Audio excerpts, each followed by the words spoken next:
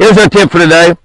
Bass will position below undercut banks upriver during the summer and the fall. An undercut bank, you know what I'm talking about? You got a shoreline, and it could just be a dirt shoreline, a mud shoreline. When you get upriver, you get into a lot of shorelines like that, and a lot of the lakes that are simply mud banks. Like you Fall is a good example here in Oklahoma. I mentioned the Chesapeake Bay.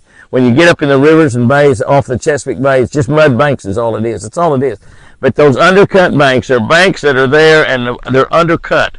And they may go back there 6, 8, 10 inches, 12 inches, 14 inches. The bass will get under there and lay under those undercut banks all day long. You can go in there, and you got to get very close to the bank and fish the bank. And the structure is simply that undercut. That's your structure.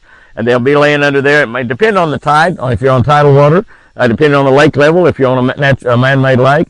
It will depend on how deep down that undercut is and how you fish it. But once you find that undercut bank, you're going to find some bass there pretty much any time of the day in late summer and early fall.